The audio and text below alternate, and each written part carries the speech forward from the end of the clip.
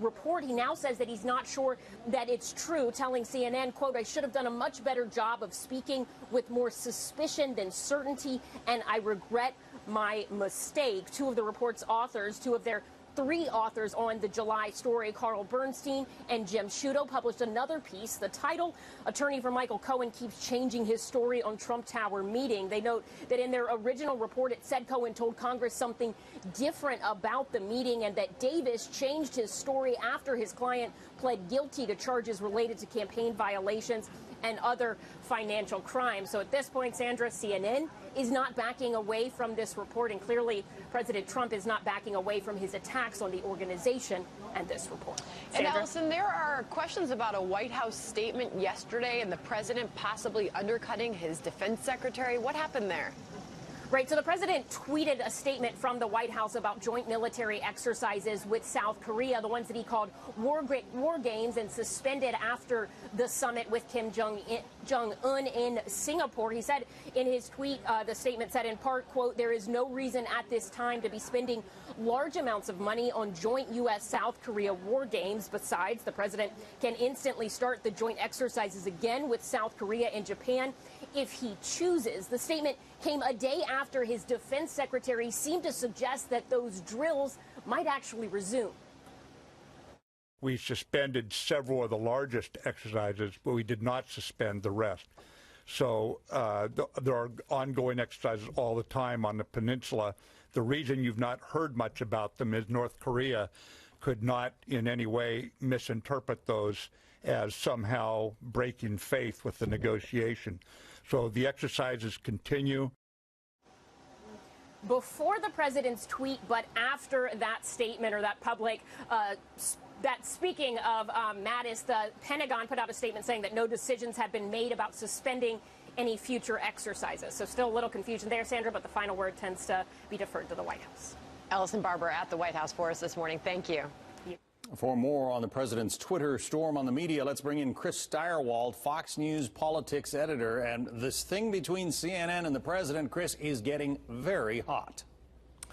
Hot is not the word that comes to mind for me when I think about that channel and the president. Stale, I think, is a word that comes to mind.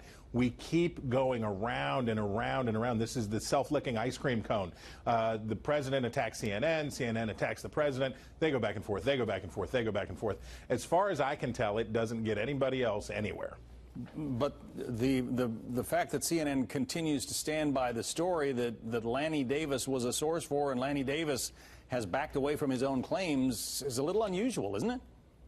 I mean, it's unusual. Look, I have no idea what CNN says. They stand by the story, that they got the goods on it. So what can we do but take them at their word? But again, with all of the Mueller stuff, with all of this stuff, the breathless speculation that we have seen from both sides, from people who are trying to discredit the Mueller investigation and also from people who are trying to discredit the president, all of the speculative stories, take them with a grain of salt. Skip them if you want. Go read the funny pages if you'd prefer, because the truth is we're not going to know the real deal until Mueller's done with his report. That's where the goods are. Everything else is, come on. And when is that going to be? Well, that will depend on when the president is ready to talk to Robert Mueller. And what we have watched is a very long, very complicated dance, this kabuki theater between the president and his lawyers and Mueller and his team as they rack up indictments, as they rack up convictions, as they keep moving forward, and the president working hard to discredit him and discredit the Justice Department as he goes. And they're playing a very, very high-stakes game of chicken right now that probably ends up at the Supreme Court. The convictions, though, don't really have anything to do with Robert Mueller's original mandate, do they? Well, as the president likes to point out, what does he call them? Squealers, snitchers, flippers.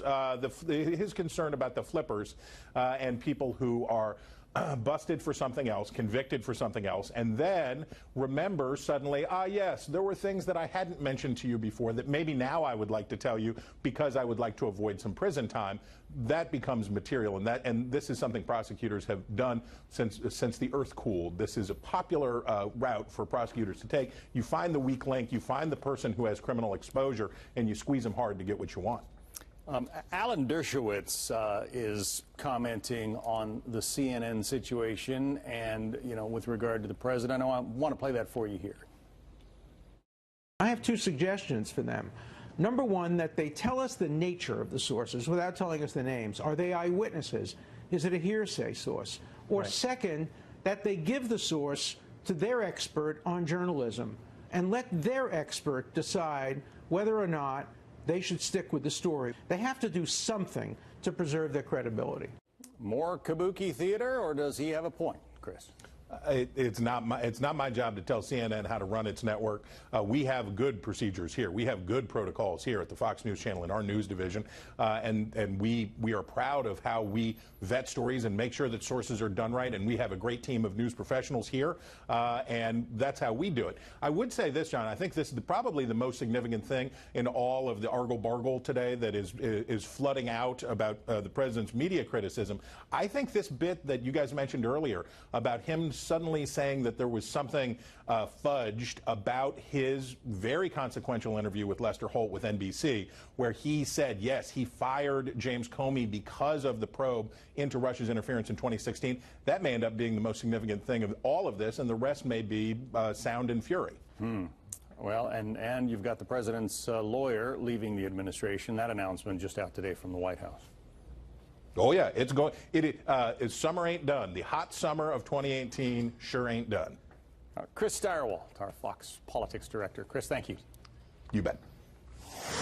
Fox News alert, new developments on the 5 extremist Muslim suspects tied to a New Mexico compound where children were kept in squalor. 3 of them were released after a judge dropped all charges against them. 2 are still behind bars and will be charged in connection with the child's death. Jeff Paul joins us live from our Los Angeles bureau. Jeff? Well, yeah, Sandra, 2 judges were forced to drop the charges, all due to a missed deadline. Prosecutors had 10 days to schedule a court hearing to establish they had probable cause for the arrest, but for unknown reasons right now, they never did so. Now, this all stems from a raid that happened earlier in the month. Law enforcement found a dugout trailer in a rural area surrounded by old tires.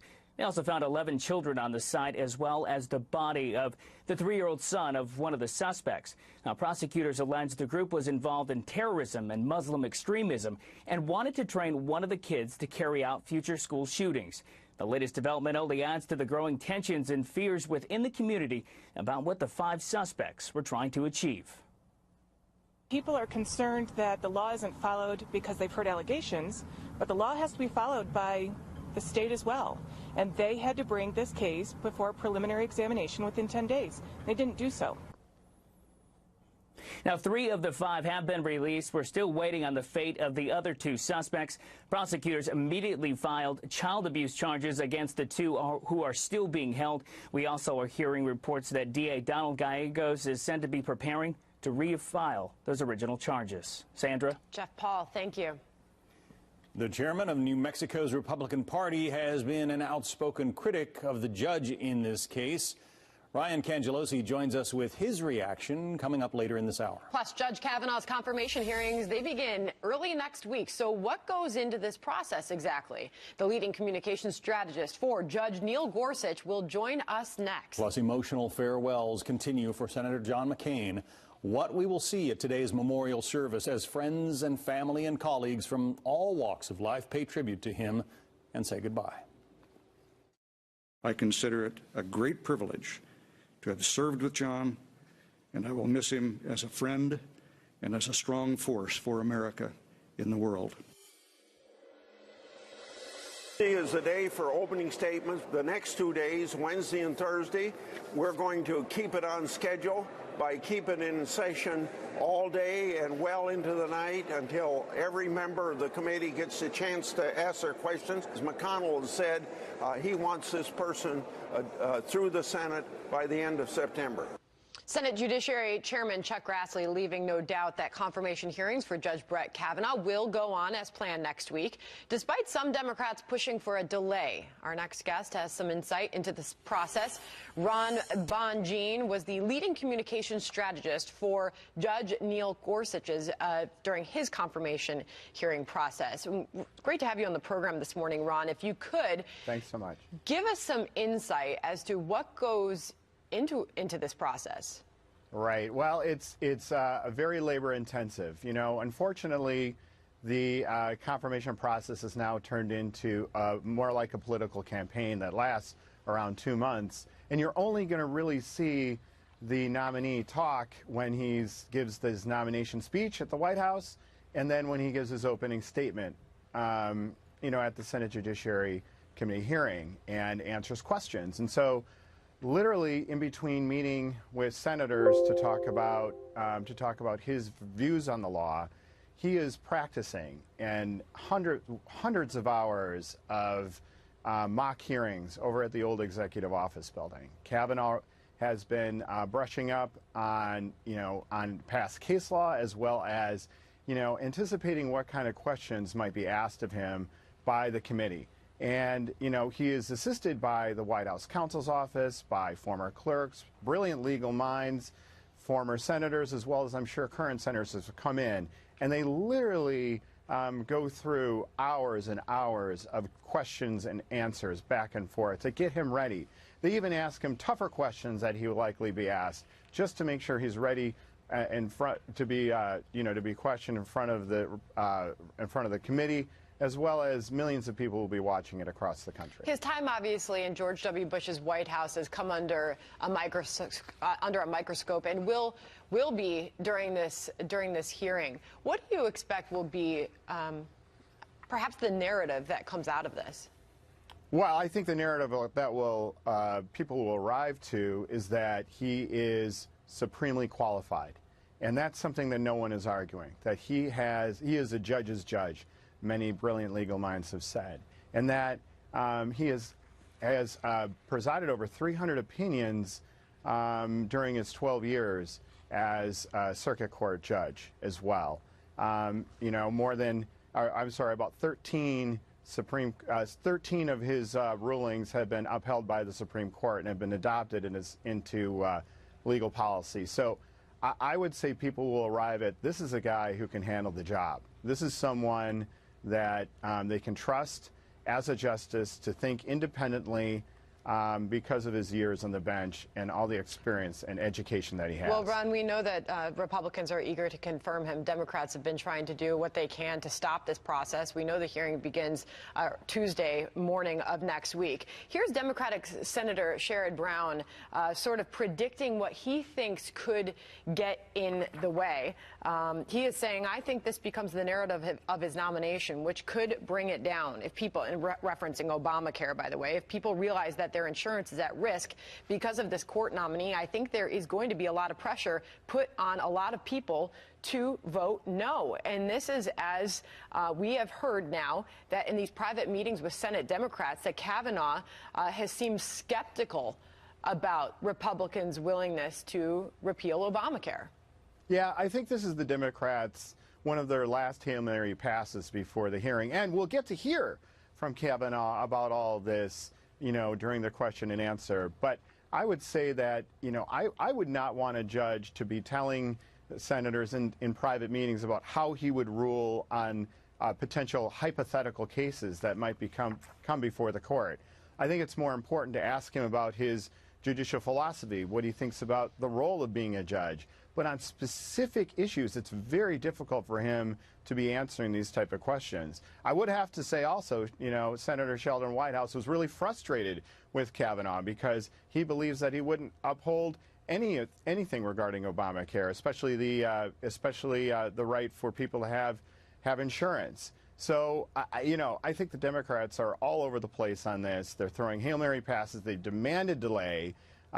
Which is really a last stand. I mean, it's likely that Kavanaugh will get confirmed if he knocks it out of the park during the hearings next week. Well, as you said, that takes hours, hundreds of hours, as you yes. said, of preparation on the part of Judge Kavanaugh.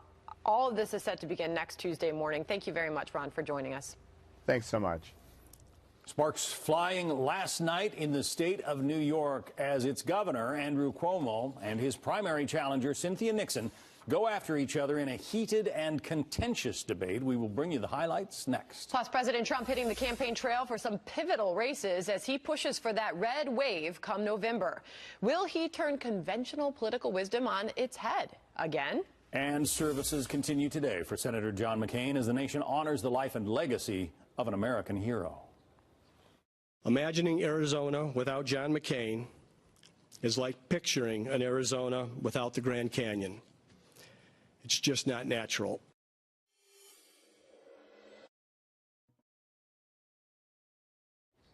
The family of a black teenager killed by a Texas police officer says his prison sentence is too lenient.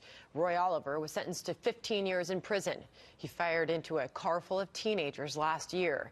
15-year-old Jordan Edwards was in the passenger seat, unarmed.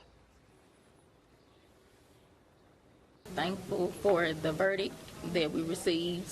Although we wanted more years, he actually can see life again after 15 years, and that's not enough because Jordan can't see life again. Authorities initially said the vehicle backed up toward officers in an aggressive manner, but later admitted that was not the case.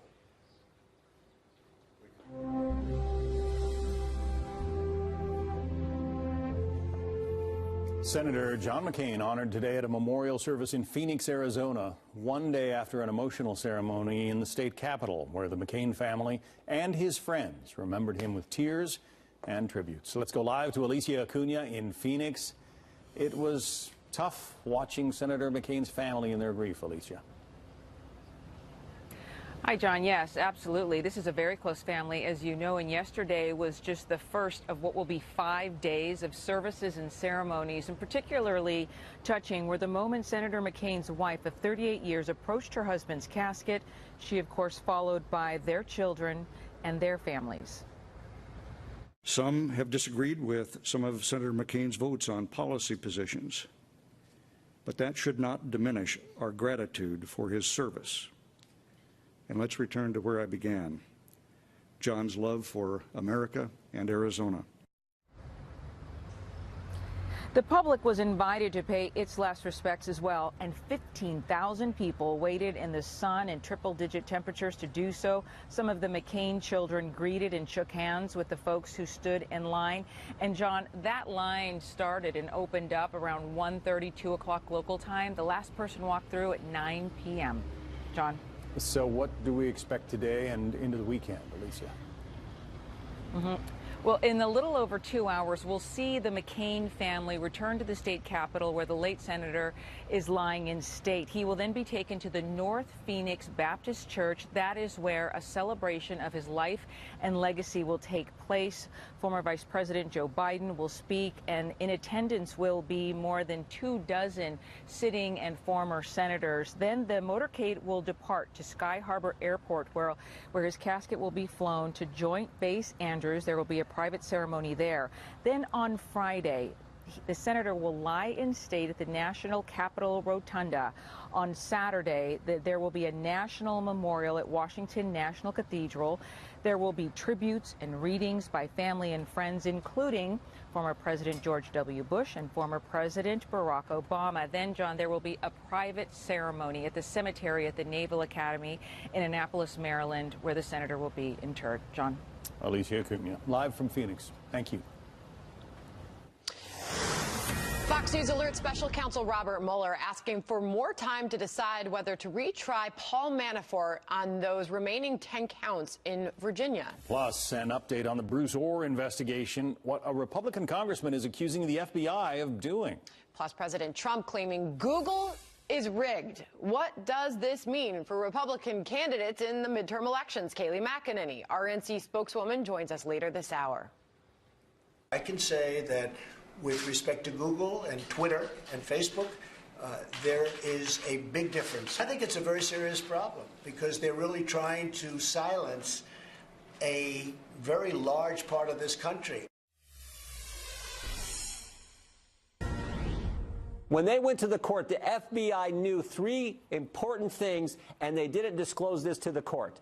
They knew the Orr's involvement in production of the dossier. They knew that Christopher Steele had this extreme bias against the president, and they knew who paid for the dossier, and they didn't disclose those key facts to the court when they went there to get the warrant to spy on Carter Page and the Trump campaign. That, of course, is Congressman Jim Jordan responding to Democrats criticizing the Bruce Ohr investigation. The DOJ official testified behind closed doors on Capitol Hill about his ties to the author of the anti-Trump dossier. Congressman Jordan says his critics need to look at the facts, alleging the FBI did not share important information with the FISA court.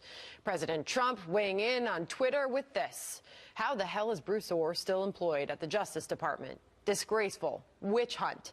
Chief Intelligence Correspondent Catherine Herridge is live in Washington with an update on this. Catherine? Well, thank you, Sandra, and good morning. We're also learning more about Bruce Ohr's closed-door testimony.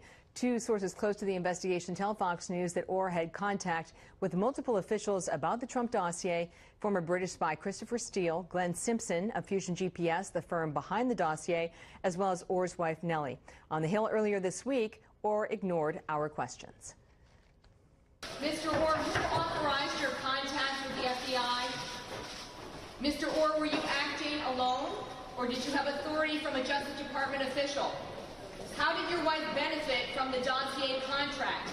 Did you have a conflict of interest? Mr. Ohr, will you take our questions?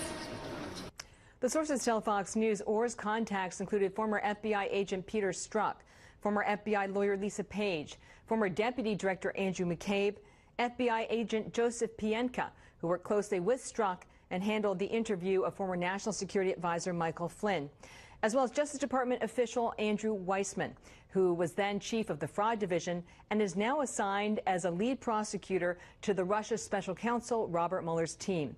Fox News is told that Weissman was kept in the loop specifically on the dossier, its author Steele, and the opposition research firm Fusion GPS. Republican Congressman Darrell Issa has firsthand knowledge of Ohr's testimony. One of the things that Bruce Ohr said to us, and it took a little work to get it, was he clearly knew this was opposition research paid for by, quote, opponents to Donald Trump.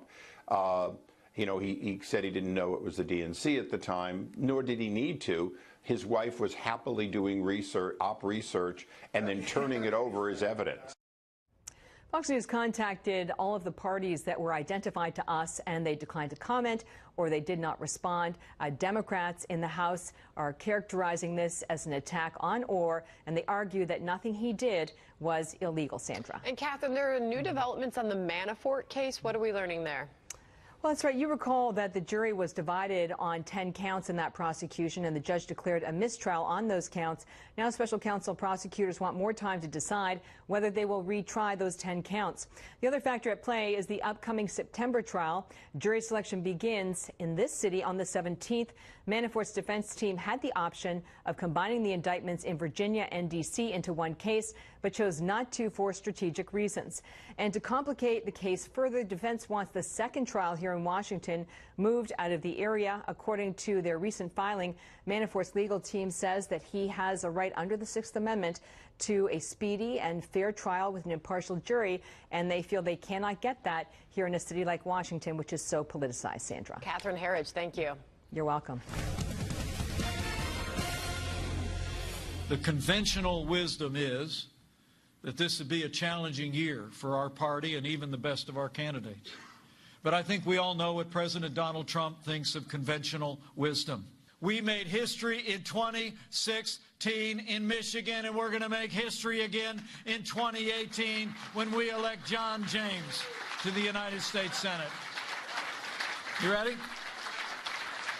That's Vice President Mike Pence campaigning in Michigan for Senate candidate John James, telling the pundits this: underestimate President Trump at your own risk.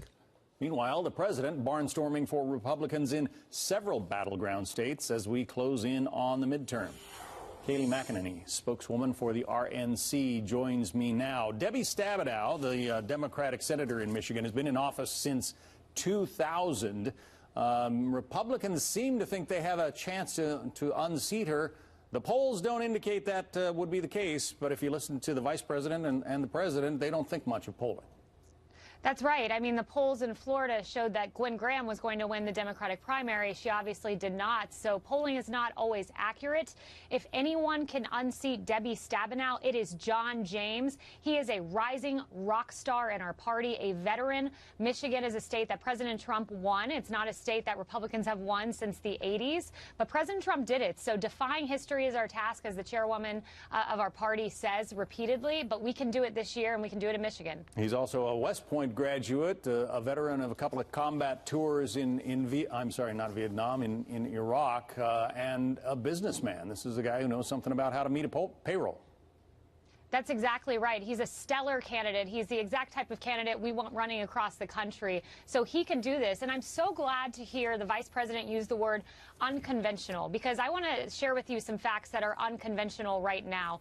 The fact that in New Jersey, a deeply blue state, you have Bob Menendez, who is now only 6 points ahead of the Republican. The fact that in Wisconsin, the Republican nominee, Leah Vukmir, is only behind by 2 points. And the fact that in one of the bluest House districts in the country, in New York, John Katko, the Republican, is up by 15 points. That is unconventional. Those are definite trends toward the Republican Party and toward a red wave. So you don't think there's going to be a blue wave this time around in October?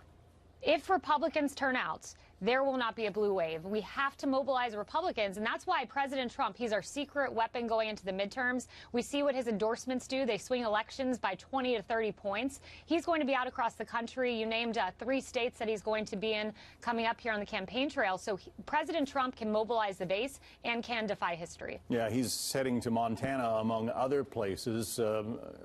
How much of a swing do you see after the president makes an appearance? Oh, it's incredible. You look in Florida, Ron DeSantis was down by 15 points. There was a 35-point swing toward Adam Putnam. In the Georgia race, there was a 42-point swing towards the gubernatorial candidate there that won, the Republican. District in New York's 11th district, there was a 36-point swing. So this president swings elections by dozens and dozens of points. It's incredible. We've never seen anything like it. Ronald Reagan didn't have this ability. President Trump does. But he also has his detractors. How do you know that, those who dislike President Trump and dislike his politics don't go out to the polls and vote for, say, Debbie Stabenow in this case? Well, the left is mobilized. I mean, we know that. We see Democratic turnout up across the country. So we know the left's mobilized. But this president, you look, 90% approval among Republican voters. So, he has the ability to match high Democratic turnouts with even higher Republican turnout. So there's no doubt both sides are energized, but the president can really mobilize support within our party. The president is taking on Google, claiming that it did not highlight his first address to Congress after he first became president, or his State of the Union address earlier this year. Google denies that, says they didn't do the joint session of Congress for President Barack Obama either. Where do you come down on this?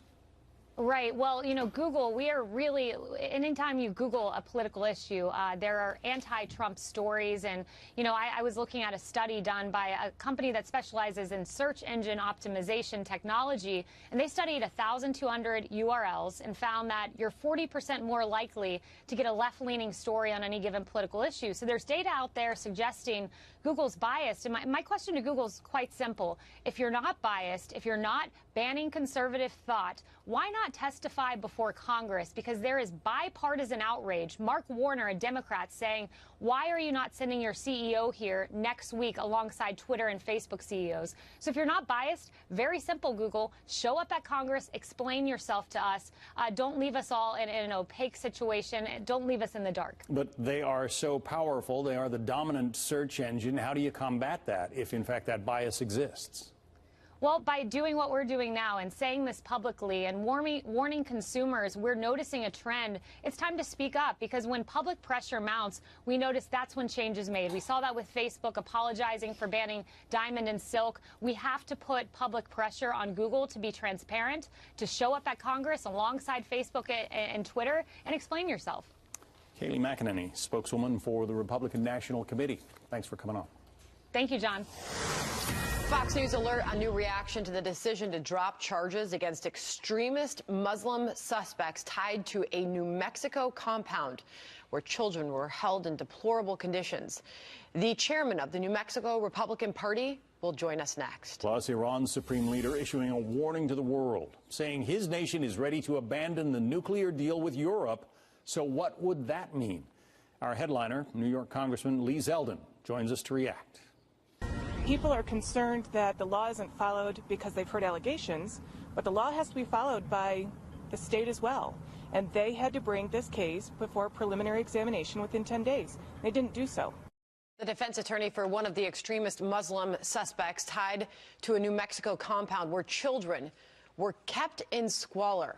The judge dismissing charges against 3 of them, ruling that authorities violated the state's 10-day rule. Ryan Cangelosi is the chairman of the New Mexico Republican Party, and I know that you have been on this from the beginning and feel very passionately about the decision the judge has made here.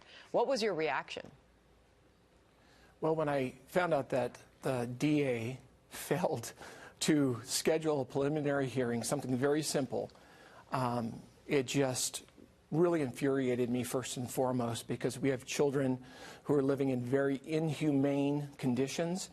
We also have another situation where they were being trained to kill other children, and now the judge is having to drop these child abuse charges is just indefensible. Why? Why did she do this? Well, because the DA failed to schedule a preliminary hearing within the 10 days. It was a rule that the DA should have followed. This is a complete failure on the part of this Democrat DA up in Taos County, and it truly is indefensible. Now, there are, when you bring politics into the picture, this is an elected Democrat, the judge in this case. The reforms to the detention system is what has played a big part here, and she attributes her decision to that. Well, what we're having here is that in the past legislative session, there was a law passed with regards to allowing people out on bonds, and we saw that earlier this month or in August, where we were all up in arms because the judge allowed the 5 defendants to go out on bond, which we were very frustrated by.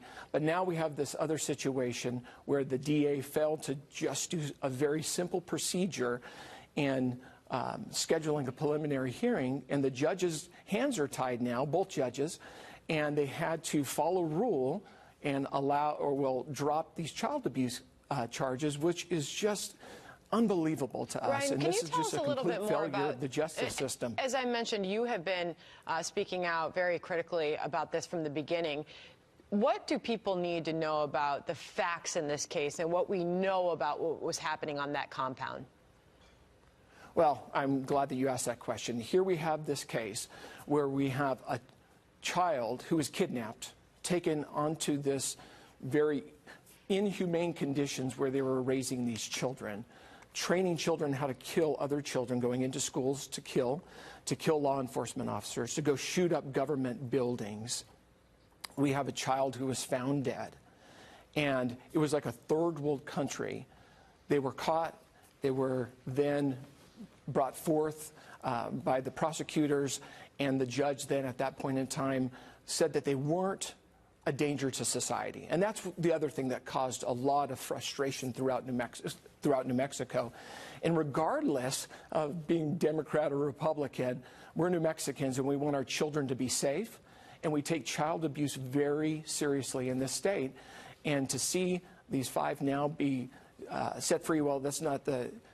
2 are still being held because there was a child who was found dead. Right, and that was but the 3-year-old child being able to be released yesterday. And that's key in this, and that child was found. He was 3 years old. Health officials did confirm, as we were reporting earlier this month, that the remains of that child were found. The judge said this was a difficult decision. The charge has been dropped. Prosecutors say that they could still seek charges, though, here, Ryan, for the 3 by asking a grand jury to indict them, but no immediate indication of how they're going to proceed. How do you expect them to? Well, I hope that the DA does follow through and file new charges, because you have this situation where kids were living in very inhumane conditions, like a third world country here in America. And so I think that all 5 need to go through trial and be held accountable for how these children were being treated. I think all of those, the thing that really is shocking to me is that there were 5 adults and we have a dead child. Yeah. And the 3 of them are being released or have been released. 2 are still being detained because of the situation of a dead child. But that a child was kidnapped, brought onto this camp, died, and none of the adults reported that is shocking. A lot of people have been watching this story and are horrified by the conditions in which those children were living. And now this. We'll continue to follow all of it. Ryan Cangelosi, thank you. Thank you. President Trump is feeling confident about trade and about Canada joining the U.S. and Mexico in a new deal to replace NAFTA. So will we get a trade deal by the end of the week? Plus, some rare good news for frequent flyers, why a new study says love is in the air.